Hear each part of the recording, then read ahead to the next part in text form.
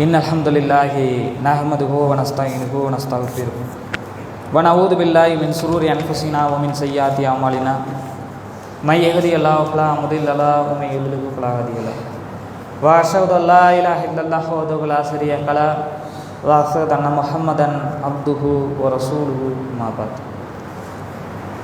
போற்றுகின்ற புகழ் அனைத்தும் அகிலத்தின் இறைவனான அல்லாஹ்வுக்கே உரித்தாகுக. கண்ணியத்திற்குரிய எல்லாம் அல்ல ஏகரைவனின் நல்லடியார்களே, அல்லாஹ்வுடைய மகத்தான கிருபையினால் அவனது சத்திய மார்க்கமான இஸ்லாத்தை நம்முடைய வாழ்க்கை நெறியாக ஏற்று அதன் பிரகாரம் நம்முடைய வாழ்வை அமைத்து கொண்டிருக்கிறோம். அல்லாஹ்வுக்கே எல்லா புகழும் உரித்தாகுக. இன்றைய ஜும்மா உரையில் மிக முக்கியமாக நம்மிடத்தில் இருக்க வேண்டிய ஒரு அம்சம், இன்றைக்கு அது நல்ல ஒரு பொடுபோக்காக தான் நம்முடைய சமுதாயம் இருந்து கொண்டிருக்கிறது. அது என்ன என்பதை நாம் அறிந்து கொள்ள இருக்கிறோம்.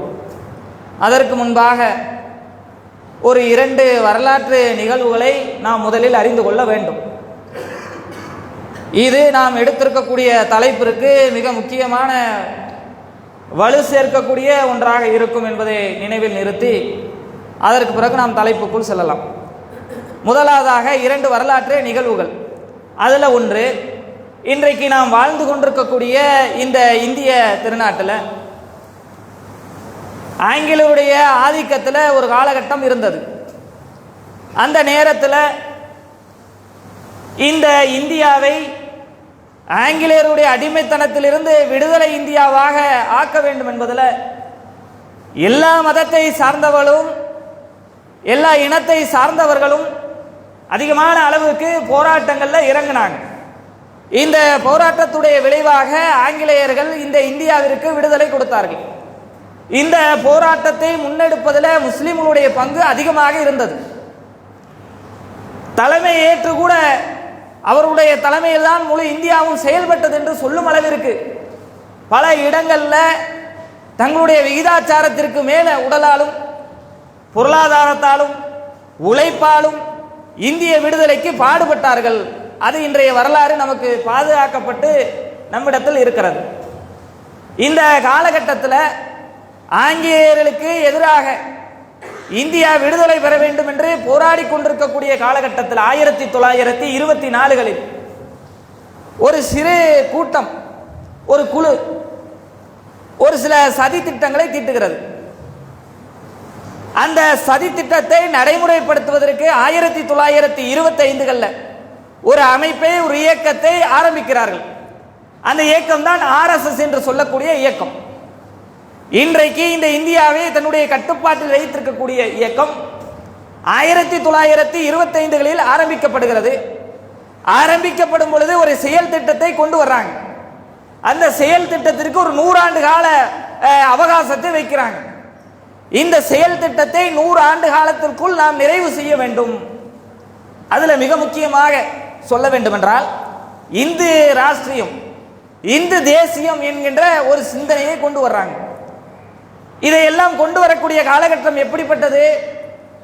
200 ஆண்டு கால வெள்ளையருடைய ஆட்சியில் 1860களில் தொடங்கப்படக்கூடிய இந்திய சுதந்திர போராட்டம் அப்படியே சூடு பிடித்து 1924 நெருங்குகிறது. ஆங்கிலேயர்களுக்கு எடுபடியாக அடிமை சாசனம் வேலை செய்து கொண்டிருந்தவர்களுக்கு கண்டிப்பாக இந்தியா விடுதலை பெற்றுவிடும் என்பது தெரிகிறது. இந்த நேரத்தில் அவர்களிடத்தில் ஒரு சிந்தனை, ஒரு சதி திட்டத்தை தீட்டுறாங்க. இந்தியா விடுதலை பெற்ற பிறகு நம்முடைய கையில் ஆட்சி அதிகாரம் வர வேண்டும். அந்த ஆட்சி அதிகாரம் எப்படி இருக்க வேண்டும்? இந்த தேசம் இந்துக்களுக்கு மாத்திரம்தான் இருக்க வேண்டும். அதுவும் எப்படி இருக்க வேண்டும்? இந்துக்கள் எல்லாரும் சம உரிமையோடு வாழ முடியாது. இந்து ராஷ்டிரியத்தை அமைக்க வேண்டும். குலக்கல்வி திட்டத்தை கொண்டு வர வேண்டும். இதெல்லாம் கொண்டு வர்றாங்க அவங்க. ஒரு சில முக்கியமான செயல் திட்டங்கள், அதுல ஒன்று இந்து ராஷ்டிரியம், இன்னொன்னு அகண்ட பாரதம். இந்தியா, பங்களாதேஷ், பாகிஸ்தான், ஆப்கானிஸ்தானோட கொஞ்சம் இருக்கக்கூடிய எல்லாத்தையும் சேர்த்து மிகப்பெரிய நிலப்பரப்பை உருவாக்க வேண்டும். அதிலும் இந்து ராஷ்டிரியம் அமைக்க வேண்டும். அது மாத்திரம் இல்லாமல் வசுதேவ குடும்பத்தை கொண்டு வர வேண்டும் அப்படின்னு ஒரு செயல் திட்டம். இப்ப சமீபத்தில் நடந்த 9ஆம் தேதி நடந்த டெல்லி கான்ஃபரன்ஸ்ல கூட பிரதமர் பேசும் பொழுது சொல்லுகிறார், இந்த வாசகத்தை சொல்றார், நாம் எல்லாம் வசுதேவ குடும்பத்தை சார்ந்தவர்கள். அப்படின்னா எல்லா ஊரும் யாதும் ஊரும் யாவரும் கேளீர் என்ற அழகான பழமொழி இருக்கிறதுல, உலக நாடு முழுவதும் இருக்கக்கூடிய அனைவரும் எல்லாரும் தோழர்கள், எல்லாரும் உறவினர்கள். இதை அவர்கள் அப்படியே மாற்றி உலக நாடு ஃபுல்லா இந்து ராஷ்டிரியத்தை கொண்டு வரணும், அங்கங்க ஒரு கேந்திரத்தை உருவாக்கணும், அங்கங்க ஒரு அமைப்பை நிறுவ வேண்டும். இதையும் கொண்டு வராங்க. செயல் திட்டம் வாசகத்தை மட்டும் பயன்படுத்திக்கிறாங்க, அது உள்நோக்கம் வேற. அது மாதிரி இன்னொரு விஷயத்தையும் கொண்டு வர்றாங்க, ஒரே சிவில் சட்டம். இந்தியா முழுவதும் முஸ்லிம்களுக்கு கிறிஸ்தவர்களுக்கு என்று தனி சட்டங்கள் வழங்கப்படாது, ஒரே சிவில் சட்டம். இதெல்லாம் 1925 கொண்டு வர்றாங்க. காலப்போக்கில் இந்தியா விடுதலை அடைகிறது. விடுதலை அடைந்து கொஞ்ச நாள்ல அவங்களுடைய கண்ட்ரோல்ல கொண்டு வரக்கூடிய வேலைகளை செய்யறாங்க. 1948 ஜனவரி 30 நேற்றைய தினம் 1948 தன்னுடைய செயல் திட்டத்திற்கு கொஞ்சம் இடைஞ்சலாக மகாத்மா காந்தி இருக்கிறார் என்று அவரை கொலை செய்கிறாங்க, சுட்டுக் கொள்றாங்க. அவங்க இயக்கத்துடைய செயலாளர் ஒருவரால் கோட்சையால் சுட்டுக் கொல்லப்படுகிறார். உடனே தடை செய்யப்படுது. பிப்ரவரி 4ஆம் தேதி 1948 ஒரு 5 நாட்கள்ல அந்த இயக்கம் தடை செய்யப்படுது. முதல் முறையாக RSS சுதந்திரம் அடைந்து ஓராண்டுகள் தான் கழிந்திருக்கிறது. ஓராண்டு கூட முழுமையாக கழியல. அந்த காலகட்டத்தில் தீவிரவாத செயலை கையில் எடுக்கிறாங்க. 1925 இந்த இயக்கம் நிறுவப்படும் பொழுது ஒரு சில நபர்களால் நிறுவப்படுது. ஒரு 20-25 ஆண்டுகள் கடக்கும் பொழுது இந்தியா என்ற விடுதலை பெற்ற நாட்டில் தீவிரவாத முதல் தாக்குதலை தொடங்குறாங்க. அதுக்கடுத்து ஒரு சில மாதங்கள்லேயே, ஒரு ஆண்டு நிறைவு சென்று ஒரு சில நாட்கள்லேயே, ஒரு சில மாதங்கள்லேயே RSS இயக்கத்தின் மீது இருக்கக்கூடிய தடை, அன்றைய ஆட்சி அதிகாரத்தை கையில் வைத்திருக்கக்கூடிய சர்தார் வல்லபாய் பட்டேலுடைய ஆதிக்கத்தால் தடை நீக்கப்படுது. RSS செயல்படலாம். அதுக்கு பிறகு 3 முறை, அதற்கு பிறகு 2 முறை, மொத்தம் 3 முறை இந்த இந்திய திருநாட்டில் தடை செய்யப்பட்டிருக்கக்கூடிய தீவிரவாத அமைப்பு, பயங்கரவாத அமைப்பு முதலாக தடை செய்யப்படும் பொழுது கூட இந்திய அரசு சொன்ன விளக்கம் என்னவென்றால், இவர்கள் ஒட்டுமொத்த மக்களையும் சகோதரத்துவத்தோடு அனைவருக்கும் சேவை செய்வதற்காக தொடங்கி வைத்திருக்கிறார்கள். அவருடைய அஜெண்டா சொல்லுகிறது. அதன்படி RSS நடைபெறவில்லை, தீவிரவாத தாக்குதலில் ஈடுபட்டிருக்கிறாங்க, அதனால தடை செய்கிறோம். இதான் இந்திய அரசுடைய அன்றைக்கு 1948 சாசனம். அதற்கு பிறகு 3 முறை தடை செய்யப்பட்டாலும் இன்றைக்கு நிலை என்ன? 100 ஆண்டுகள் கூட கடக்கல. அவங்களுடைய மிக முக்கியமான அஜெண்டாவான இந்து தேசியம், இந்து ராஷ்டிரியத்தை நிறுவுவதற்குண்டான அனைத்து வேலைகளும் தொடங்கிட்டாங்க. இன்றைக்கு பார்க்கிறோம்ல, இந்தியாவில் முஸ்லிம்கள் இருக்கக்கூடாது, எந்த வழியில துரத்த வேண்டும், CAA, NRC, NPR போன்ற சட்டங்களை கொண்டு வர்றாங்க. இதன் மூலமாக நம்மை நசுக்கிவிட்டு, பிறகு கிறிஸ்தவரை தாக்கிவிட்டு, பிறகு பிற மதத்தை சார்ந்தவர்கள் ஒன்றே இந்துவாக மாறி வாழும், இல்லை என்றால் இந்த நாட்டை விட்டு வெளியேற அகதியாக வெளியேற்றப்படுவீர்கள் கொண்டு வர்றாங்க. அவங்களுடைய செயல் திட்டம் 100 ஆண்டுகள் முடியல, அதுக்கெல்லாம் கொண்டு வந்துட்டாங்க. எங்களுடைய நிலை என்ன? இன்றைக்கு பல லட்சம் தொண்டர்களோட, பல்லாயிரம் கிளைகளோட, உலகத்தில் பல நாடுகள் அவங்களுடைய வேற வேற பேர்ல அந்த அமைப்பை வைத்து நடத்தி கொண்டிருக்கிறாங்க. அமெரிக்காவில் வச்சிருக்கிறாங்க, மொரிஷியஸ்ல வச்சிருக்கிறாங்க, இன்னும் பிற நாடுகள்ல வேற வேற பெயர்கள் அவங்களுடைய அமைப்பை வைத்திருக்கிறாங்க. பொருளாதாரத்தை திரட்டுறாங்க, ஆயுதங்களை திரட்டுறாங்க. இந்தியாவில் ஆயுதத்தோடு இருக்கக்கூடிய ஒரு அமைப்பாக, அரசு அங்கீகரித்திருக்கக்கூடிய தடை செய்யாத அமைப்பாக இன்றைக்கு இருந்து கொண்டிருக்கிறது. இது ஒரு வரலாற்று நிகழ்வு, இதை மனதில் நிறுத்திக் கொள்ளுங்கள். இவர்களுக்கு முன்மாதிரியாக ஒரு சமூகம் இருக்கிறது. அவங்களுடைய நிலை என்ன? இவங்க எங்க இருந்து இந்த பேட்டர்ன் எடுத்தாங்க? RSS இன்றைக்கு செயல்படுறாங்கல்ல, இவ்வளவு பெரிய வளர்ச்சி அடைஞ்சிருக்கிறாங்கல்ல. இந்த வளர்ச்சி, இதற்கான செயல் திட்டம், இதற்கான முன்மாதிரி யார்? அது ஒரு சமூகம் இருக்கிறது. அவங்க யாரு? யூதர்கள். அவங்களுடைய வரலாறையும் ஒரு 5 நிமிடத்தில் சுருக்கமாக அறிந்து கொள்ள வேண்டும். இவங்க போல 100 ஆண்டுகள் வரலாறு அவங்களுக்கு கிடையாது. அவங்களுடைய வரலாறு பல ஆயிரக்கணக்கான வருடங்களுக்கு முன்பே இருந்து ஆரம்பிக்கிறது. நபி இப்ராஹிம் அலைஹிஸ்ஸலாம், அவங்களுக்கு 2 தாரம், அவங்க 2 பசங்க. ஒருத்தர் இஸ்மாயில் அலைஹிஸ்ஸலாம். நபி இப்ராஹிம் அலைஹிஸ்ஸலாம் அல்லாஹ்வினால் தேர்வு செய்யப்பட்ட தூதராக நியமிக்கப்பட்டவர். அவங்களுக்கு 2 பசங்க. ஒருத்தர் இஸ்மாயில் அலைஹிஸ்ஸலாம், அவங்களும் அல்லாஹ்வுடைய தூதர். இன்னொருத்தர் இஸ்ஹாக் அலைஹிஸ்ஸலாம், அவங்களும் அல்லாஹ்வுடைய தூதர். இஸ்மாயில் அலைஹிஸ்ஸலாமுடைய சந்ததிகள் அரபியராக இருக்கிறாங்க. அவங்கள இருந்து நபிகள் நாயகத்தை அல்லாஹ் தூதராக தேர்வு செய்து இறுதி நபியாக மனித சமூகத்திற்கு அனுப்புறான். அவங்க ஒரு தாரத்துடைய அப்படியே வம்சாவளியில வர்றாங்க. இன்னொரு தாரத்துடைய வம்சாவளியில இஸ்ஹாக் அலைஹிஸ்ஸலாம் அவங்க அல்லாஹ்வுடைய தூதராக இருக்கிறாங்க. அவங்களுடைய மகன் யாக்கூப் அலைஹிஸ்ஸலாம். யாக்கூப் அலைஹிஸ்ஸலாத்துடைய இன்னொரு பெயர் இஸ்ராயில். இப்ராஹிம் அலைஹிஸ்ஸலாத்துடைய பெயர் யாக்கூப் அலைஹிஸ்ஸலாம், அவங்களுடைய இன்னொரு பெயர் இஸ்ராயில் அலைஹிஸ்ஸலாம். இந்த இஸ்ராயில் அந்த பேரை தான் இன்றைக்கு அவங்க யூதர்கள் அவங்களுடைய பெயரா வச்சிருக்காங்க, இஸ்ரவேலர்கள். அவங்களுடைய நாட்டிற்காக அபகரித்த நாட்டுடைய பெயர் இஸ்ரேல். பனி இஸ்ராயில் அல்லாஹ்வும் திருமறை குர்ஆன்ல சொல்றான். இஸ்ராயலுடைய சந்ததிகள் அங்க இருந்து தான் யூதருடைய வரலாறு தொடங்குறது பல ஆயிரம் வருடங்களுக்கு முன்பாக. யாக்கூப் அலைஹிஸ்ஸலாத்திற்கு 12 பசங்க. அவங்களுக்கு 2 மனைவி, ஒருத்தங்களுக்கு 2 குழந்தைகள், இன்னொருத்தருக்கு 10 குழந்தைகள். 12 பசங்க யாக்கூப் அலைஹிஸ்ஸலாம். இஸ்ராயில், பனி இஸ்ராயில், அவங்க தான் பனி இஸ்ராயில், அவங்கள இருந்து சந்ததி தொடங்குறது. அந்த 2 பசங்கள்ல ஒருத்தர் யூசுப் அலைஹிஸ்ஸலாம், அவங்களும் அல்லாஹ்வுடைய தூதர். இந்த 10 சகோதரருக்கு ஆரம்பத்திலேயே வஞ்சகம் வருது, தன்னுடைய சகோதரன் மேல எப்படியாவது கொலை செய்ய வேண்டும் யூசுப் அலைஹிஸ்ஸலாத்து. அங்கிருந்து அவங்களுடைய குற்ற உணர்வு, அவங்களுடைய செயல்பாடு எல்லாமே தொடங்கிருச்சு. 10 பேர் சேர்ந்து கொலை செய்வதற்கு திட்டமிடுறாங்க. அந்த வரலாறை அறிந்து வைத்திருக்கிறோம். பிறகு அவர்கள் அல்லாஹ்வுடைய உதவியால் காப்பாற்றப்பட்டு ஒரு நாட்டில் தஞ்சம் அடைகிறாங்க. பிறகு ஜெயிலில் அடைக்கப்படுறாங்க. ஜெயிலில் இருந்து விடுதலை பெறப்பட்டு அந்த ஊர்ல முக்கிய பொறுப்பு அவங்களுக்கு வழங்கப்படுது யூசுப் அலைஹிஸ்ஸலாத்திற்கு. பனி இஸ்ராயில் அவங்க தான் யூதருடைய முதல் தலைமுறையிலிருந்து வர்றாங்க. யாக்கூப் அலைஹிஸ்ஸலாத்துடைய மகன்.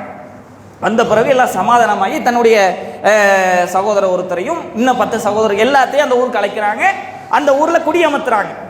இந்த 12 பேர், அவங்களுடைய மனைவி, அவங்களுடைய பிள்ளைகள், இப்படியே அந்த ஊர்ல பெரிய அளவுக்கு ஆட்சி அதிகாரமும் கையில் இருக்கிறது. அப்படியே பெரிய அளவுக்கு அந்த ஊர்ல அப்படியே பனி இஸ்ராயில் யூத இனம் பெருகி கொண்டு இருக்கிறது. இப்படியே பெருகி கொண்டிருக்கக்கூடிய காலகட்டத்தில் அதுலேயே இடையில அவங்களுடைய புத்தி ஆரம்பத்திலேயே தன்னுடைய சகோதரனே கொலை செய்யணும் என்றாங்கல்ல, அது அவங்களுடைய உள்ளத்திலே இருக்கக்கூடிய கடுமையான சிந்தனை. உலகத்தில் இப்படிப்பட்ட மனிதர்கள் வாழ முடியுமா என்று ஆச்சரியப்படும் அளவிற்கு மிக மோசமான ஒரு இனமாக இருக்கிறாங்க. வரலாற்றில் படிக்கும் பொழுதே தெரியுது. அங்கிருந்து தொடங்குது வரலாறு. ஒரு ஊர்ல இருக்கிறாங்க. அவங்கள மிக முக்கியமாக யூசுப் அலைஹிஸ்ஸலாம் அல்லாஹ்வுடைய தூதர். அவங்க ஒரு நாட்டில் முக்கிய பொறுப்புல இருக்கிறாங்க. ஆட்சி அதிகாரம் இருக்கிறது, சொந்த பந்தம், அத்தா எல்லாத்தையும் கொண்டு வந்து ஊர்ல குடியமர்த்துறாங்க. அப்படியே வாழையடி வாழையா சந்ததி தொடங்குது. இடையில் அல்லாஹ்வுக்கு மாறு செய்யறது, வரம்பு மீறது, அதிகாரத்தை கையில் வைத்து விட்டு வலிமை இல்லாமல் இருக்கக்கூடியவன் இடத்துல அத்துமீறுதல், இந்த வேலையை செய்யறாங்க. அல்லாஹ் எச்சரிக்கிறான். கேட்கல பனி இஸ்ராயில் அந்த சம்பவத்தை சொல்லி காட்டுறான். அதனாலதான் அந்த அத்தியாயத்துக்கு பேர பனி இஸ்ராயில். இந்த யூதருடைய சந்ததி 2 வாக்குறுதி சொல்றான். இதை செய்யாதீங்க, செஞ்சீங்கன்னா கடுமையா தாக்குவேன். ஆனாலும் கேட்கல, செய்யறாங்க. அல்லாஹ் சொன்ன பிறகு அல்லாஹ் நேரடியா சொல்றான். இப்ப நம்மள்ட்ட சொல்றான்ல, வட்டி வாங்காதப்பா, தெளிவா தெரியுது நமக்கு. அல்லாவும் அல்லாஹ்வுடைய தூதரிடத்திலும் வாளேந்தி போர் புரிய தயாராக இருக்கிறேன்னு நீ என்ன சொல்றது, நான் செய்வேன்னு செய்யறோம்ல, அது மாதிரி அல்லாஹ் டைரக்டா தன்னுடைய தூதர் மூலமாக சொல்றான், இந்த காரியத்தை இதை செய்யாதீங்கட்டு. ஆனா செய்யறாங்க. ரிசல்ட் அல்லாஹ் பனி இஸ்ராயில் 17வது அத்தியாயத்தில் சொல்லி காட்டுறான். வரம்பு மீறிக்கிட்டே இருந்தாங்க. அல்லாஹ் சொல்றதை கேட்கல. அல்லாஹ் எதை சொன்னாலும் அந்த காரியத்தை செய்தான். வேற ஊர்ல இருந்து ஒரு படை வருது, ஊரே அழித்து நாசமாக்குது. அங்கிருந்து தொடங்குது அவங்களுக்கு அழிவு. கண்ணில் கண்டதெல்லாம் அடிக்கிறாங்க, நொறுக்குறாங்க, ஊரே நாசப்படுத்திட்டு கொலை செய்து விட்டு அந்த ஊர் திரும்பி போயிடுச்சு. அந்த படை ஒரு அழிவு ஏற்பட்டுருச்சா, மறுபடியும் சொல்றாங்க, இனிமையா திருந்தி வாழுங்கப்பா கொஞ்சம் இருக்கிற மக்கள்கிட்ட. மறுபடியும் சந்ததி பெருகுது, மறுபடியும் கேட்கல, மறுபடியும் அத்துமீறாங்க. வேற ஒரு படை வருது, அதையும் பனி இஸ்ராயில் அத்தியாயத்தில் அல்லாஹ் சொல்றான். வந்து அழித்து நாசமாக்குறாங்க. எந்த அளவுக்குனா, உயிர் தப்பிச்சா போதும் வீட்டுக்குள்ள போய் பூட்டிட்டு கதவை பூட்டிக்கிட்டு இருக்கிறாங்க. கதவை உடைச்சிட்டு உள்ள போய் அடித்து கொலை செய்து உயிரோடு தீ வச்சு பயங்கர சித்திரவதை பண்றாங்க அந்த கூட்டம் வந்தவங்க. இங்கிருந்து அவங்களுக்கு வரலாற்றுல கடுமையான வேதனைகள் அப்படியே தொடங்குது. அந்த சமுதாயத்துக்கு எப்படி இருந்தாங்க, இன்னைக்கு எப்படி இருக்கிறாங்கன்னு கற்பனை செய்து பார்க்கறதுக்காக அடிக்கப்படுறாங்களா. சொந்த ஊர் இல்லை, இடம் இல்லை, வரவும் போறவெல்லாம் அடிக்கிறான், வரவும் போறவெல்லாம் கொலை செய்யறான். இப்படி ஒரு நிலை ஏற்பட்டுருச்சு. அதுக்கடுத்து என்ன, அப்படியே போக போக அவங்க சமுதாயத்தில் ஒரு நல்லவர் இருக்கிறார், அல்ல வீர தீர செயல் புரியக்கூடிய போர்ல ஒரு தளபதியா இருந்து போர் புரியுறாங்க, வெற்றி பெறாங்க. கடைசியில் அவங்க கையில ஆட்சி அதிகாரம் வருது. அவங்க தாவூத் அலைஹிஸ்ஸலாம், அவங்களும் யூத இனத்தை சேர்ந்தவங்க. அல்லாஹ் தூதராக நியமிக்கிறான், மக்களுக்கு சொல்றாங்க. இப்ப ரொம்ப நாள் கழிச்சு ஒரு ஆறுதல் அவங்களுக்கு. ஆட்சி அதிகாரம் கிடைச்சி நல்ல மாதிரியாக வாழக்கூடிய வாய்ப்பு கிடைக்கிறது. அவங்களுடைய மகன் சுலைமான் அலைஹிஸ்ஸலாம் அவங்களும் ஆட்சியாளராக மன்னராக இருக்கிறாங்க. அதற்கு பிறகு அதுக்கடுத்து அது அவங்களுடைய அப்படியே உள்ளம், அவங்களுடைய யதார்த்தம் இப்படிதான் வரம்பு மீறுறது, அத்துமீறுறது, பயங்கரவாத செயல் செய்யறது, அதை செஞ்சுக்கிட்டே இருக்கிறாங்க யூத இனம். மறுபடியும் அல்லாஹ்வுடைய சாபம், தண்டனை, கோபம் ஏற்படுது, இப்படியே போய்கிட்டு இருக்குது. அந்த ஊரில் ஒரு கடுமையான ஆட்சியாளன் மறுபடி வர்றான். பல தலைமுறையான பிறகு பெரிய கூட்டம் வந்துருச்சு. அவன் தான் ஃபிரௌன். அவன் என்ன பண்றான்? யூத இனத்துல எந்த ஆண் குழந்தை பிறந்தாலும் முதல்ல கொலை செஞ்சிடறான். பெண்களை மட்டும் பிறந்தா விட்டுறான். பெண்களை மட்டும் விட்டுட்டு ஆண் குழந்தை பிறந்தால் உடனே கொலை செய்கிறது. அடுத்த ஜெனரேஷனே உருவாகக்கூடாது இந்த சமுதாயத்துக்கு, அதோடு அழிக்க வேண்டும். கடுமையான இருக்கிற ஆண்களை கடுமையான சித்திரவதை பண்றான், கொத்தடிமையா வச்சு நடத்துறான். அவங்கள இருந்து மூசா அலைஹிஸ்ஸலாம் அவனிடத்தில் போய் ஏகத்துவத்தை சொல்லி இந்த மக்களுடைய விடுதலைக்காக போராடுறாங்க. விடுதலை பெற்று ஒரு ஊருக்கு கூட்டு வந்துடுறாங்க.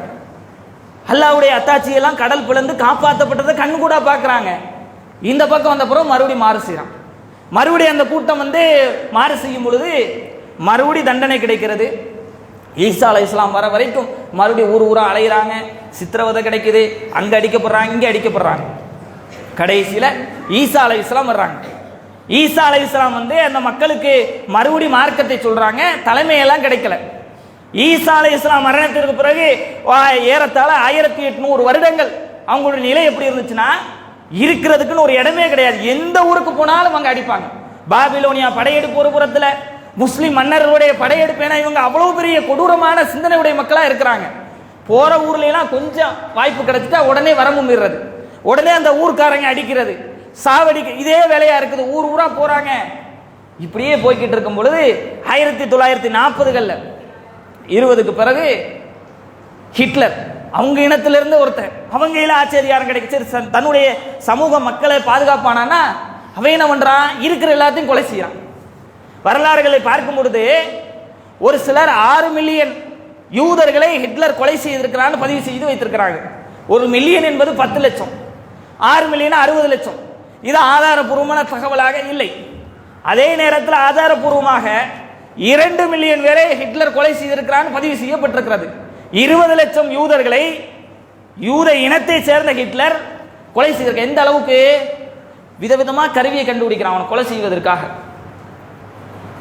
அப்படியே படுக்க வச்சு மேல இருந்து கத்தி இறக்குறான், அப்படியே தலை துண்டாகுது.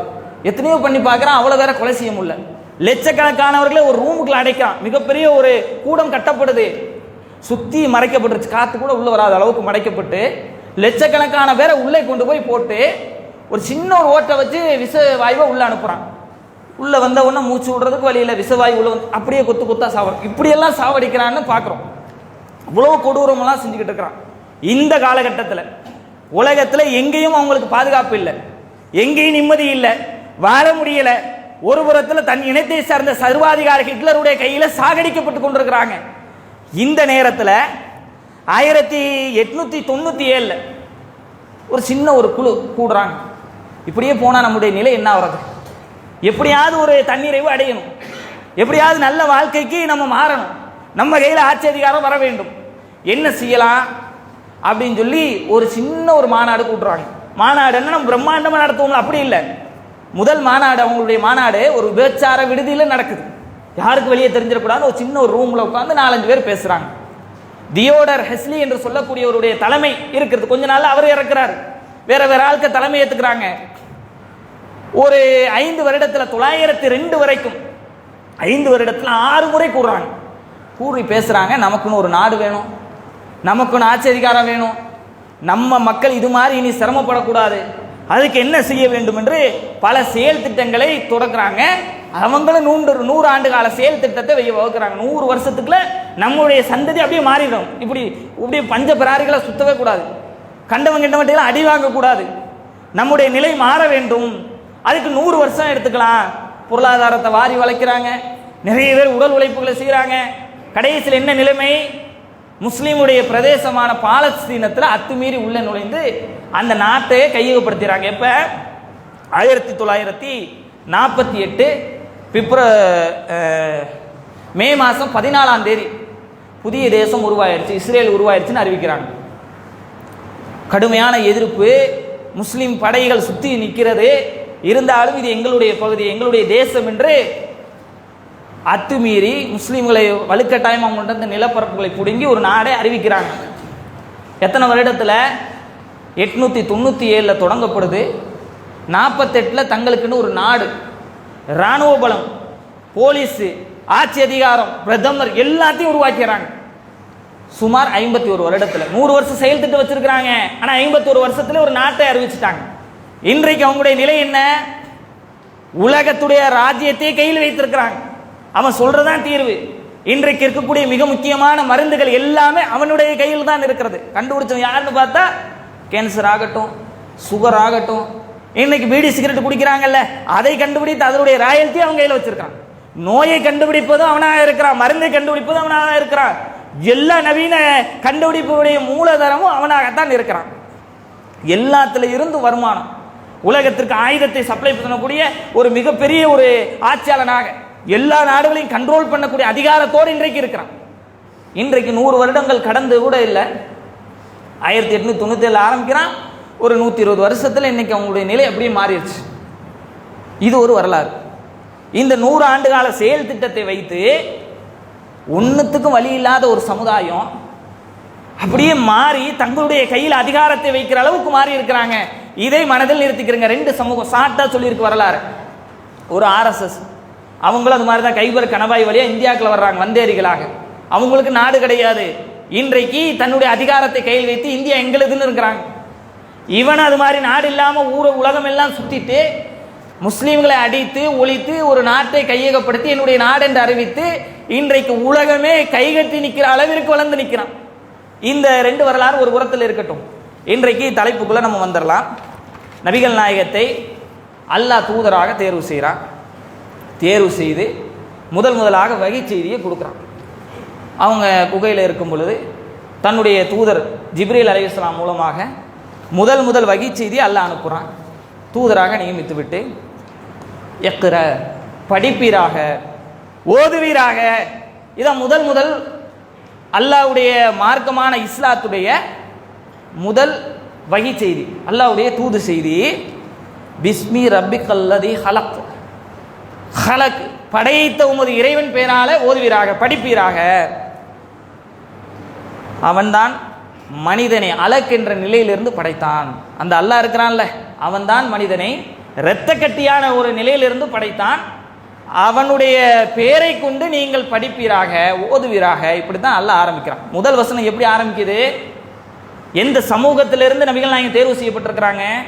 இன்றைக்கும் வரலாறு சொல்லுகிறது ஐயாமுல் ஜாகிலியா, அறியாமை கால மக்கள்.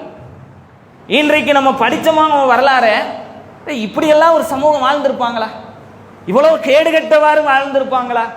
இவ்வளவு மோசமான பழக்க வழக்கங்களோடு வாழ்ந்திருப்பாங்களா என்று ஆச்சரியப்படும் அளவிற்கு அவங்களுடைய வாழ்க்கை இருக்கிறது. அப்படிப்பட்ட சூழல்ல வாழ்ந்து கொண்டிருக்கிறாங்க. அந்த மக்கள்ல இருந்து படிப்பறிவில்லாத உம்மி நபி, படிப்பறிவில்லாத ஒருவரை அல்லாஹ் தேர்வு செய்து அவரிடத்தில் என்ன அல்லாஹ் சொல்றான்? முதல் வசனம், படிங்க. அவருக்கு படிக்க தெரியாது, அவருக்கு ஓத தெரியாது. அவரிடத்தில் அல்லாஹ் என்ன சொல்றான்? நீங்க படிங்க, ஓதுங்க. எந்த அளவுக்கு ரசூலுல்லாஹ்க்கு மனப்பாடம் செய்யறது சிரமமா இருக்குது. ஆரம்ப காலத்துல வகிய அவசரப்பட்டு அப்படியே வாய் அசைக்கிறாங்க. எப்படி மனப்பாடம் பண்றது, எப்படி படிக்கிறது, அதை யோசிக்கும் பொழுது அல்லாஹ் அழகா சொல்றான், நீங்க அவசரப்படாதீங்க. இந்த குர்ஆனை உங்களுடைய உள்ளத்துல நான் கொண்டு வந்து சேர்த்துடுவேன். இந்த கல்வி ஞானத்தை நான் உங்களுக்கு வழங்கிடுவேன். இந்த அறிவை நான் கொடுத்துருவேன். நீங்க கவலைப்படாதீங்க. அதே நேரத்தில் நீங்கள் அல்லாஹ்விடத்தில் கேளுங்கள். வக்குல், நபியை நீங்கள் கேளுங்கள். ரப்பி ஜித்னி இல்மா, இல்மை கல்வி அறிவை எனக்கு வழங்குவாயாக என்று நீங்கள் கேளுங்கள். அதிகப்படுத்துவாயாக நீங்கள் கேளுங்கள். இப்படி எல்லாம் கற்றுத்தரான். இந்த செய்தியை தன்னுடைய மனைவி இடத்துல நபிகள் நாயகம் வந்து சொல்றாங்க. சொன்ன உடனே அங்க என்ன உரையாடல் நடக்குது? இது என்னன்னு தெரியல. ஆனா வாங்க, ஒரு கல்வியாளர் இருக்கிறார், ஒரு படித்தவர் இருக்கிறார் நம்ம பகுதியில், வராக்கா இப்னு நௌஃபல் என்று சொல்லக்கூடியவர். அவரிடத்துல போவோம், வாங்க போய் என்னவென்று கேட்போம். கூட்டிட்டு போய் இந்த செய்தியை சொல்றாங்க. அவரே வேதங்களை படித்திருக்கிறார், அதை பற்றின அறிவு இருக்கிறது. அவர் சொல்றார், நீங்க அல்லாஹ்வுடைய தூதராக தேர்வு செய்யப்பட்டிருக்கிறீங்க. உங்களிடத்தில் வந்தவர் வானவர், நீங்க மக்களால் வருத்தப்படுவீங்க. இந்த செய்தி பரிமாறப்படுது. அதற்கு பிறகு திருமறை குர்ஆன்ல பல வசனங்கள் அல்லாஹ் நமக்கு எதை சொல்லித் தருகிறான்? அறிந்தோரும் அறியாதவரும் சமமாவார்களா? ஒருபோதும் படிப்பறிவு உள்ளவனும் படிப்பறிவு இல்லாதவனும் சமமாகவே மாட்டார்கள். படித்தவன் தான், படிக்காதவர்கள் தான். அல்லாஹ்வை பற்றின அறிவு, பயம் யாரிடத்தில் இருக்கும் தெரியுமா? யாரிடத்தில் அதிகமாக இருக்கும் தெரியுமா? உலமா, அறிஞர்களிடத்தில் தான் அல்லாஹ்வை பற்றின அறிவு அதிகமாக இருக்கும், பயம் அதிகமாக இருக்கும். மனித படைப்பை பற்றி படிக்கக்கூடிய ஒருத்தருக்கு இதை படைத்த இறைவன் ஒருவன் இருக்கிறான் என்ற நம்பிக்கை இருந்தால் போதும், ஆட்டோமேட்டிக்கா பயம் வந்துடும். எவ்வளவு டெக்னாலஜி இன்றைக்கு, எத்தனையோ விஞ்ஞானம் வளர்ந்து விட்ட காலகட்டத்தில் ஒரு மனிதனால் இன்னொரு மனிதனை படைக்க முடியாது. எத்தனையோ தயாரிக்கிறான், அதுல எத்தனையோ ஃபெயிலியர் இருக்கிறது. இவ்வளோ டெக்னாலஜியோடு அல்லாஹ் படைச்சிருக்கிறானே, அப்ப ஆட்டோமேட்டிக்கா அல்லாஹ்வுடைய அச்சம் வரும்ல. அல்லாஹ் சொல்றான், அல்லாஹ் மீது அதிகமாக பயப்படக்கூடியவர்கள் அறிஞர்களாக இருக்கிறாங்க. கல்வி அறிவு பெற்றோரும் வெல்லாதவர்களும் படிக்காதவர்களும் சமமாக மாட்டாங்க. இன்னொரு வசனத்தில் அல்லாஹ் சொல்லும் பொழுது, இது பாக்கியமான வேதம், இதன் வசனங்களை அந்த மக்கள் சிந்திப்பதற்காக நாம் வழங்கியிருக்கிறோம். குர்ஆனை பற்றி அல்லாஹ் சொல்றான், இது பாக்கியமான வேதம் அப்பா, இதை நீங்கள் சிந்தித்து பார்ப்பதற்காக அல்லாஹ் வழங்கியிருக்கிறான். எடுத்து படித்தோம்னா நமக்கு அந்த சிந்தனையெல்லாம் வரல, அதை பற்றின உணர்வு கிடைக்கல. ஆனால் அல்லாஹ் என்ன சொல்றான், நீங்கள் சிந்தித்து பார்ப்பதற்காக இதை நாம் வழங்கி இருக்கிறோம். அடுத்த வாக்கியத்தில் அல்லாஹ் சொல்றான், அறிவுடைய மக்கள் இதை அறிந்து கொள்வார்கள், அவர்களுக்கு பல தகுதிகளை அல்லாஹ் வழங்குறான். யாருக்கு அறிவு இருக்கிறதோ, யாரு இந்த சிந்தனை இருக்கிறதோ அவங்க விளங்கிடுவாங்க, அவங்க சிந்தித்து பார்ப்பாங்க. கல்வி அறிவு பெற்றவர்களுக்கு பல தகுதிகளை அல்லாஹ் உயர்த்துகிறான். இப்படி அல்லாஹ் திருமறை குர்ஆன்ல சொல்றான். அதே மாதிரி இன்னொரு வசனத்தில் அல்லாஹ் சொல்லும் பொழுது, இது மாதிரி நிறைய வசனங்கள்ல அல்லாஹ் கல்வி அதை பற்றி நிறைய வசனங்கள்ல பேசுகிறான். பல தகுதிகள் கிடைக்கிறது, கல்வி அறிவு உள்ளவங்களும் இல்லாதவங்களும் சமமாக மாட்டாங்க, அவங்க தனி கேட்டகரி, இப்படியெல்லாம் சொல்லும் பொழுது நபிகள் நாயகம் சில செய்திகளை சொல்கிறாங்க. ஒரு மனிதன் மரணித்த பிறகும் அவனை பின்தொடரக்கூடிய நல்ல அமல்கள் நிறைய இருக்கிறது, நிறைய விஷயங்கள் இருக்கிறது. மரணிச்சிட்டாலும் அதற்கு பிறகு ஒரு சில விஷயங்கள் அவனுக்கு நன்மையை பெற்று தந்து கொண்டே இருக்கும். உலகத்துடைய தொடர்பு நீங்கிரும், பொருளாதாரத்தை வச்சு ஒன்று அதோடு முடிஞ்சிருச்சு, ஆனாலும் சில நன்மைகள் கிடைக்கும். அப்படி 3 விஷயத்தை சொல்கிறாங்க. அதில் ஒன்றாக சொல்கிறாங்க பயன் தரக்கூடிய கல்வி. நீங்கள் ஒரு கல்வியை இன்னொருத்தருக்கு கொடுத்துட்டு போனீங்கன்னா அதை வைத்து கொண்டு அவர் எவ்வளோ தூரம் பிரச்சாரம் செய்கிறாரோ, எவ்வளோ தூரம் நன்மை செய்கிறாரோ, அதில் ஒரு பங்கு உங்களுக்கு கிடைத்து கொண்டே இருக்கும். அது மாதிரி நபிகள் நாயகம் இன்னொரு தருணத்தில் சொல்லும் பொழுது, 2 கூலி ஒரு 3 மனிதர்களுக்கு வழங்கப்படுது. எது செஞ்சாலும் ஒரு கூலி வழங்கப்படும். அதே 2 கூலியாக அல்லாஹ் ஒரு சிலருக்கு வழங்குறான். ஒரு 3 மனிதர்களுக்கு 3 சாராருக்கு அல்லாஹ் கொடுக்குறான். அதில் ஒரு சாரார், ஒரு அடிமை பெண் இருக்கிறார், அவருக்கு நல்ல கல்வியை கற்றுக் கொடுக்குறார். எது பிரயோஜனமான பயன் தரக்கூடிய கல்வியாக இருக்குதோ அதை கற்றுத்தந்து அவரை மனமுடித்து அவரை விடுதலை செய்து மனமுடித்துக் கொள்றார். இவருக்கு 2 மடங்கு கூலி இருக்கிறது. இந்த காரியத்துக்கு எவ்வளோ நன்மை அல்லாஹ் வச்சிருக்கானோ அதை நன்மையை டபுள் மடங்காக தருவான். எதுக்கு? நல்ல கல்வியை கற்றுத்தரக்கூடியவர்களுக்கு. அது மாதிரி இன்னொரு தருணத்தில் நபிகள் நாயகம் சொல்லும் பொழுது, யார் ஒருத்தர் கல்வியை தேடி ஒரு பாதையில் பயணிக்கிறாரோ சுவனத்துடைய பாதையை அல்லாஹ் லேசாக்குறான். நம்ம சொர்க்கத்துக்கு எப்படியாவது போயிடணும், வெற்றி அடைய வேண்டும் என்று நம்ம உள்ளுணர்வு சொல்லுது, அதற்காக நம்முடைய வாழ்வை அமைத்துக் கொண்டிருக்கிறோம். கல்வியை தேடி நீங்க நடங்க, பயனுள்ள கல்வியை தேடி நடங்க. கல்வியை நாம் இன்றைக்கு 2ஆக பிரித்து வைத்திருக்கிறோம், மார்க்க கல்வி, உலக கல்வி. ஆனால் மார்க்கம் அப்படி பிரிக்கல. பயன் தரக்கூடிய கல்வி, பயன் தராத கல்வி. பயன் தராத கல்வி எந்த கல்வியாக இருந்தாலும் அதன் மூலம் நன்மை அடைய முடியாது. பயன் தரக்கூடிய கல்வி உலக கல்வியாக இருக்கட்டும், மார்க்க கல்வியாக இருக்கட்டும், அதன் மூலம் நன்மை இருக்கிறது. அதற்காக நாம் ஒரு பாதையை தேர்வு செய்து பயணித்தால் சொர்க்கத்துடைய பாதை இலேசாக்கப்படும், ஈஸியாக்கப்படும். நபிகள் நாயகம் சொல்றாங்க, மூமின்களுக்கு கல்வி தொலைந்து விட்ட ஒரு பொருள், அதை எங்கே பார்க்குறீங்களோ எடுத்துக்கிடுங்க. பணத்தையோ விரும்பி வைத்திருக்கக்கூடிய ஒரு பொருளையோ செல்போனையோ தொலைச்சிட்டீங்க, வேற பகுதியில் கிடைக்கிது, கண்டு எடுத்துருக்கிறாங்க, பஸ்ஸில் விட்டுறோம், அந்த பஸ் வேற ஊருக்கு போயிருச்சு. திடீர்னு ஏதோ நல்ல மனுஷன், இன்னைக்கெல்லாம் பார்க்க முடியாது, ஆனாலும் ஒரு நல்ல ஒருத்தர் கையில் கிடைக்குது, அவர் எப்படியே எடுத்து கான்டாக்ட் பண்ணி கூப்பிட்றாரு. இந்த மாதிரி கோயம்புத்தூரில் நம்ம தொலைக்கிறோம், அது திருச்சியில் கிடைக்குதுன்னு வைங்க, திருச்சியிலேருந்து கூப்பிட்றாரு. திருச்சி போய் வாங்கிட்டு வரணுமா, போயிட்டு போகுது, அப்படி விட மாட்டோம்ல. என் பொருள் அங்கே போனால் என்ன, இந்த வந்துடும் பாய், ஒரு 5 மணி நேரத்தில் அங்கே இருப்போம் பாய், பஸ் 7 மணி நேரம் ஆனாலும் 5 மணி நேரத்தில் இருப்போம் பாய், இப்படி சொல்கிறோம்ல. கல்வி என்பது நீங்கள் தொலைந்து விட்ட ஒரு பொருள், இந்த சமூகத்திற்கு எங்கே கிடைக்குதோ எடுத்துக்கொள். இப்படி கல்வி குறித்து பல முக்கியத்துவங்களை மார்க்கம் நமக்கு சொல்லுது. நன்மை இருக்கிறது, அதை நீங்க தொலைச்சிட்டீங்கப்பா, தேடி எடுத்துக்கிடுங்கப்பா. போர்க்களத்தில் பிடிக்கப்பட்ட கைதிகளுக்கு அடமானமாக பிணைத்தொகையாக பொருளாதாரத்தை ஈட்டுத்தொகையாக நபிகள்நாயகம் தேர்வு செய்கிறாங்க. பணத்தை கொடுத்துட்டு விடுதலையாகி போயிடுங்கப்பா. பணம் இல்லாதவங்க உங்களுக்கு எது தெரியுமோ அதை அவர்களுக்கு சொல்லிக் கொடு. அவங்களுக்கு மார்க்கம் தெரியாது. நம்ம மார்க்க கல்வி உலக கல்வியும் பிரிக்கிறோம்ல. மார்க்கத்தை போதிப்பதற்கு நபிகள்நாயகத்தை விட அந்த நேரத்தில் வேறு யாரும் இல்லை. பிடித்து வைத்திருக்கக்கூடிய காஃபிர்கள் இடத்தில் சொல்றாங்க, உனக்கு இருக்கக்கூடிய கல்வியை கற்றுக் கொடுத்துட்டு விடுதலை ஆயிடுச்சு. பிணைத்தொகைக்கு பதிலா விவசாயம் தெரியுமா, போரை பற்றி தெரியுமா, வேற லாங்குவேஜ் தெரியுமா, அரபியை தெரியுமா, சொல்லி கொடுத்துட்டு போ. இப்படி மார்க்கம் கல்வியை குறித்து அதிக முக்கியத்துவம் கொடுக்கிறது. குரானிலும் ஹதீஸ்களிலும் நிறைய சம்பவங்களை ஹதீஸ்களை பார்க்கிறோம். இன்னும் ஒரு தகவலை இரண்டாவது உரையில் அறிந்து கொள்ளலாம்.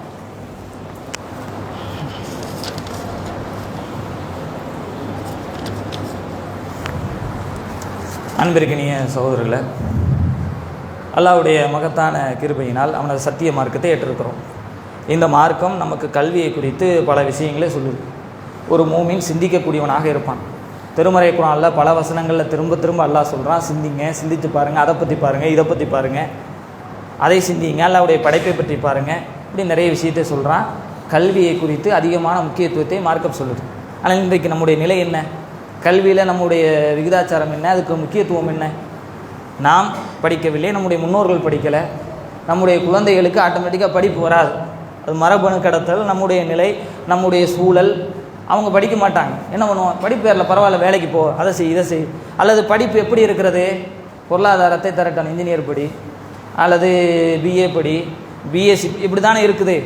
ஆனால் பயன் தரக்கூடிய கல்வி எத்தனை இருக்கிறது? முதல்ல நம்ம சொன்னோம்ல 2 வரலாறு, ஆர்எஸ்எஸ் உடைய வரலாறு. ஆர்எஸ்எஸ் 100 ஆண்டு காலத்தில் இவ்வளோ பெரிய விஷயத்தை செய்து முடித்திருக்கிறாங்கன்னா எதையுமே கையில் எடுக்கல, கல்வி எடுக்கிறாங்க கையில். எல்லா படிப்புகளையும் அப்படியே மாணவர்களை உருவாக்கி உள்ள நுழைக்கிறாங்க, எல்லா துறையிலையும் கொண்டு வந்து வைக்கிறாங்க. இன்றைக்கு பேங்குக்கு போகிறோம், அகதின்னு முத்திரை குத்தி பாஸ்போர்ட் கொடுக்குறான். எப்படி கொடுக்குறான்? என்ன அத்தாரிட்டியில் கொடுக்குறான்? எல்லா இடத்திலும் கல்வியாளர்களை உள்ள நுழைக்கிறான். நான் சொல்றதை செய். மருத்துவத்துறையில் உள்ள நுழைத்து வைத்திருக்கிறான், இராணுவத்தில் வைத்திருக்கிறான், போலீஸில் வைக்கிறான். எத்தனை வீடியோக்களை பார்க்கிறோம். காவல்துறை முன்னே நின்று முஸ்லீம்களுக்கு எதிராக கலவரத்தை செய்து கொண்டிருக்கிறது. எப்படி அவனுடைய உள்ளத்தில் வருது? படிக்கும் பொழுது, படித்த பிறகு அவனிடத்தில் உறுதி பிரமாணம் எடுக்கப்படும் பொழுது என்ன சொல்லப்படுது? இந்த நாட்டுடைய சட்டம் என்ன சொல்லி உறுதி பிரமாணம் எடுக்கிறாங்க? எல்லாத்தையும் ஒரே மாதிரி தானே பாவிப்பேன். ஏன் பாவிக்க முடியல அவனால? ஆரம்பத்திலிருந்து அந்த கல்வியை அப்படியே உள்ள ஊற்றான், கலவர சிந்தனையோடு உருவாக்குறான். ஆனால் கல்வியாளர்கள் உள்ள நுழைக்கிறார். இந்தியாவில் அசைக்க முடியாத ஒரு கோட்டையா நிற்கிறான். இன்றைக்கு இந்த தேச பிதாவை கொலை செய்து ஒரு வருடத்தில் திரும்ப அந்த இயக்கம் தடை நீக்கப்படுதுன்னா, 3 முறை இந்த இயக்கமாவது இந்த நாட்டில் தடை செய்யப்பட்டிருக்கிறா? எத்தனை இஸ்லாமிய இயக்கங்கள் என்று சொல்லி தடை செய்து வைத்திருக்கிறாங்க. தீவிரவாத செயல் செய்துட்டானே, எப்படி இவனை தடை நீக்க முடியுது? எல்லா இடத்திலும் ஆளு. யூதர்களை பற்றி பார்க்கிறோம்ல வரலாறுல, அடி வாங்குறான், உதவாங்கிறான், சாகுறான், செத்துக்கிட்டே இருக்கிறான். இன்றைக்கு உலகத்தையே கையில் வைத்துக் கொண்டிருக்கிறான். எப்படி? அந்த மாநாட்டில் எடுக்கப்பட்ட முடிவு, எதையுமே செய்யாத, படிக்கிறதுக்கு உண்டான வேலையை செய்யுங்கள், பொருளாதாரத்தை வாரி இழையுங்கள். காசு பணத்தை வைத்து முன்னுக்கு வர முடியாது. ஒரே நாள் அகதின்னு வெளியே துரத்திட்டானா பணம் செல்லாது, எல்லாம் கவர்மெண்ட் பேங்க்ல எடுத்துக்கிடுவான். கல்வி நிற்கும். இப்படிதானே உருவாக்குறாங்க எல்லா இடத்திலும். யூதர்களை எடுத்துக்கிடுங்க, உலகத்தில் எல்லா நாட்டிலையும் இருக்கிறான், உயர் பொறுப்புல இருக்கிறான். அந்த நாடு ஒரு தீர்மானம் கொண்டு வர வேண்டும்னா அவன் தான் கொண்டு வரணும். அவன் நாட்டுக்கு எதிராக அவனே கொண்டு வர மாட்டான். அப்படி உருவாக்குறான், காசை வாரி இறைக்கிறான், கல்வியாளர்களை உருவாக்குறான், அங்க இங்க எங்கெங்கன்னு கொண்டு போய் நிரப்புறான். இன்றைக்கு பார்க்கிறோம்ல ஒரு சம்பவம், ரோஹிங்கியா முஸ்லீம்கள் அவங்களுக்காக ஆர்ப்பாட்டம் நடத்தணும். மியான்மரில் அத்துமீறி அந்த புத்த தீவிரவாத அமைப்பு அடிச்சு துறைச்சி அகதிகளாக முஸ்லீம்களை, சொந்த நாட்டு மக்களை முஸ்லீம்களை அப்படியே தாட்டி விடுறான். இந்தியாவுக்குலாம் வந்தாங்க, இவன் ஏற்றுக்க மாட்டேன்னு சொன்னான். அவ்வளவு பல லட்சம் மக்களை கொன்று குவித்தான் முஸ்லீம்களை. கேட்க நாதியற்று இருந்தது. இன்றைக்கு சமீபத்தில் உலக நாடுகள் நீதிமன்றத்தில் வழக்கு தொடுக்கப்பட்டு ஐநா வரைக்கும் கொண்டு போய் அதை விசாரித்து மீண்டும் மீண்டும் ஆதாரங்களை சமர்ப்பித்து இன்றைக்கு தீர்ப்பு வந்திருக்கிறது. உலக நாடு நீதிமன்றம் மியான்மர் செய்தது தவறு, ரோஹிங்கியா முஸ்லிம்களை திரும்ப அழைத்துக் கொள்ள வேண்டும், அவங்களுக்கு நிவாரணம் வழங்க வேண்டும் என்று யார் செய்தார்? ஒரே ஒரு கல்வியாளர் அபுபக்கர் தம்பாடோ என்று சொல்லக்கூடிய ஆப்பிரிக்கா காம்பியா என்ற பகுதியை சேர்ந்த ஒருத்தர் அவருடைய கல்வி அறிவை வைத்து உலக நாடுகள் வரைக்கும் கொண்டு போறார். நம்மிடத்தில் என்ன இருக்கிறது? இந்த நாட்டிலே சிஏஏ, என்ஆர்சி, என்பிஆரை எதிர்க்க வேண்டும். என்ன கல்வி அறிவு இருக்கிறது? எதை வைத்து எதிர்க்க இருக்கிறோம்? நம்முடைய சந்ததி இன்றைக்கு நாம் எதிர்த்துட்டு போயிடுவோம், அடுத்து வர்றவன் நடைமுறைப்படுத்த மாட்டானா? எல்லா இடத்திலும் நாம் இருக்க வேண்டும். அப்பத்தான் நமக்கு பாதுகாப்பு. கல்வியாளர்களை உருவாக்குங்க, ஆட்சி அதிகாரத்தில் கொண்டு வரக்கூடிய கல்வியாளர்களை உருவாக்குங்க, பொருளாதாரத்தை செலவழிங்க. என்னுடைய பிள்ளை இந்த நாட்டில் எனக்கும் என்னுடைய சந்ததிக்கும் பாதுகாப்பாக இருக்க வேண்டும். 100 வருஷ செயல் திட்டம், 200 வருஷ செயல் திட்டம் விடுங்க. RSS ஆகட்டும், யூதர்களாகட்டும், அவங்க நமக்கு முன்மாதிரி கிடையாது. 100 வருஷத்துக்கு எடுத்து காசை இறைச்சான்ல, 100 வருஷத்துல உயிரோடு இருப்பானா? 40 வயசு சேர்ந்த ஒருத்தன் 100 வருஷத்துக்கு செயல் திட்டத்தை வகுத்து காசை இறை